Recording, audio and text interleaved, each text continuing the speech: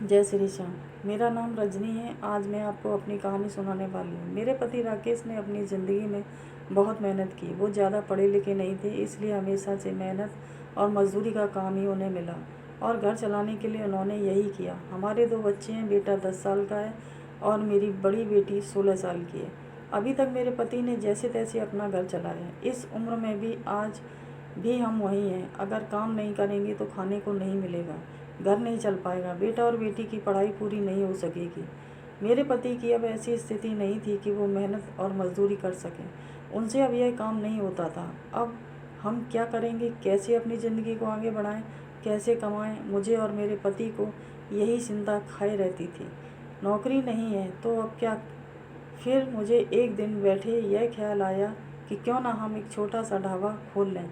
शहर के बाहर जहाँ से वाहन और गाड़ियाँ आती हैं, वहाँ टीन का छोटा सा टट्टर बनाकर चाय और खाने का एक छोटा ढाबा खोल सकते हैं। मैंने अपने पति से यह कहा। उन्होंने कहा कि दुकान खोलने के लिए पैसे कहाँ हैं? मैंने कहा टीन का टट्टर लगाना है, बस उसके लिए ही पैसे लगेंगे। बाकी सारा खाना बनाने का सामान हम घर से ले जा सकते हैं। थोड़े पैसे मैंने अपने परचेज से मांगे ताकि हम अपना छोटा सा ढाबा शुरू कर सकें।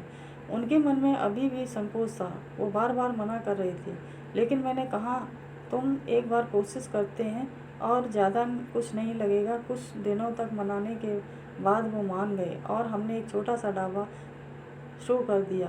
पहले दिन मैं और मेरे पति वहाँ अपने ढाबे पर बैठे थे, लेकिन कुछ खास लोग नहीं आए।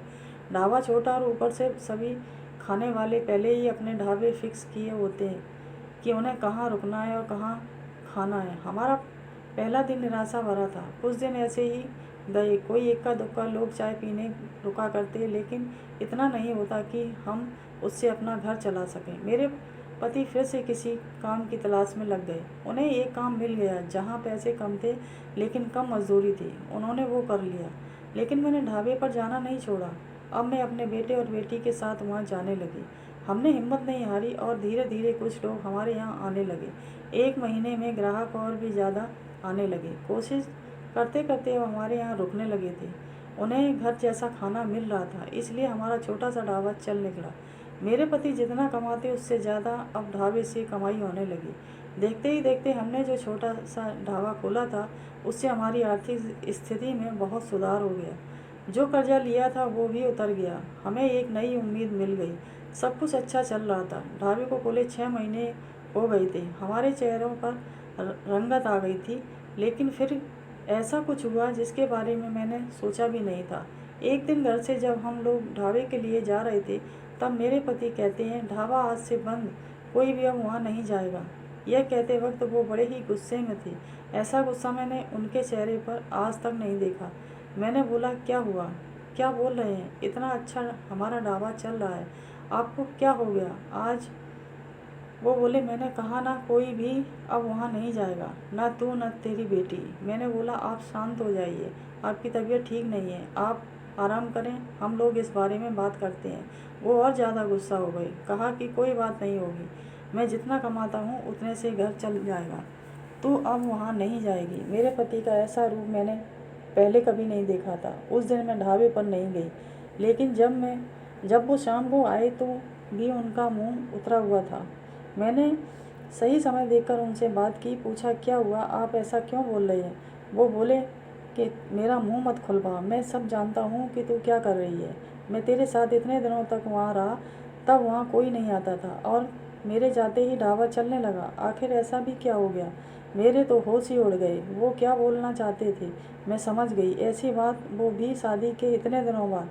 उनके मुंह से सुनकर मुझे यकीन ही नहीं हो रहा था कि यह मेरे पति हैं। मैं एकदम खामोश थी। रात को मेरे आंसू नहीं रुक रहे थे। मेरे मुंह पर अब ढाबे का नाम भी नहीं आया। इस तरह की बातें सुनने के बाद मेरा अब कुछ करने का मन ही नहीं किया। उस दिन से खामोश हो गई। अब कुछ करने को कहने को बचा भी नहीं था। मैंने सोचा था कि उनको कोई सफाई नहीं दूंगी, वो अपना काम करते रहें, लेकिन उनकी कमाई कम थी, उससे अच्छे से गुजारा नहीं हो पाता था। कुछ ही दिनों में जो पैसा जमा किया था वो ख़त्म हो गया। करीब 3 महीने बाद ही उनकी तबीयत खराब हो गई और वो बिस्तर पर आ गए। काम नहीं कर पा रहे थे। मैं जैसे तैसे उन्हें संभाल रही थी। घर में जब पैसा खत्म होने लगा तो कर्जा लेने की नौबत फिर से आ गई। मैं चाहती थी कि कहीं किसी के घर जाकर खाना बनाने या बर्तन धोने का काम करने लगूं, लेकिन उनकी तबीयत खराब थी और मैं नहीं चाहती थी मेरी किसी भी बात के कारण वो फिर उसी तरह की बातें करें।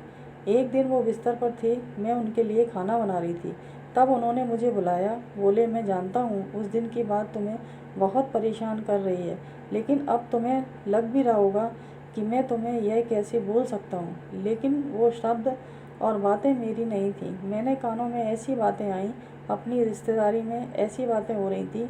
मैंने अपनी बीवी और बेटी को अकेले वहाँ छोड़ दिया। उन्हें देख लोग रुकते हैं जिससे कमाई हो रही है। इस तरह की बातें मैं बर्दाश्त नहीं कर सकता। 2 रोटी कम खा लेंगे, लेकिन यह सब नहीं सुनना था। समाज और यहाँ के लोग, खासकर आपके परिचित और रिश्तेदार, आपको आगे बढ़ता देख बहुत कुछ कहने लगते हैं, लेकिन लोग इस हद तक गिरे हैं मुझे इसका पता नहीं था। और मेरे पति भी उनकी बातों में आ गए। उस समय मैं भी होती उनकी जगह तो शायद यही करती, मुझे भी उतना ही बुरा लगता, वही फैसला लेते जो उन्होंने लिया। मैंने उन्हें कहा कि कहाँ है वो शुभचिंतक जो अब आपकी मदद करने नहीं आएंगे। जाइए, आप उनसे पूछ लीजिए। हमारे घर खाने को नहीं है और आपकी तबीयत खराब है। आप बताइए कौन आया अब हमारी मदद करने। दुनिया किसी को खुश नहीं देख सकती, और अगर कोई मेहनत करके आगे बढ़ता है तो सारे प्रयास करके उसे पीछे धकेलने की कोशिश करती है। और आप उनकी बातों में आ गई। वो लोग सफल हो गए। सबको बात बनाना है। अब अगर हम भूख से मर जाएंगे तो भी उन्हें बातें मिल जाएंगी। वो लोग कुछ समय तक बोलते, अगर हमें कोई फ़र्क नहीं पड़ता तो वो थक हार कर मान लेते। वो पीठ पीछे ही इस तरह की बकवास कर सकते, सामने आने की तो उनमें हिम्मत भी नहीं होती। उस दिन मेरे पति की आंखें खुल गईं। उन्होंने कहा कि तुम सच बोल रही हो, मैं ही पागल था। लोगों को सफाई देने, उनके आगे अच्छा बनने में अपना नुकसान करा लिया। जब हम गलत नहीं तो हमें सफाई क्यों देना, क्यों डरना। मुझे माफ़ कर दो। हमें नहीं, उन्हें बदलनी होगी अपनी सोच, और अगर नहीं बदले तो हमें क्या, हमें अपने कर्म करते रहना चाहिए। क्या हम फिर से कुछ कर सकते हैं? मैंने कहा, कभी भी देर नहीं होती, हम अब भी कर सकते हैं। मेरे पति बोले, मैं भी अब तुम्हारा साथ दूंगा अगर तुम चाहो तो। मैंने कहा, हाँ, और फिर एक बार कोशिश की। थोड़ी मुश्किलें हुई, लेकिन धीरे धीरे गाड़ी फिर पटरी पर आने लगी। जय हिंद।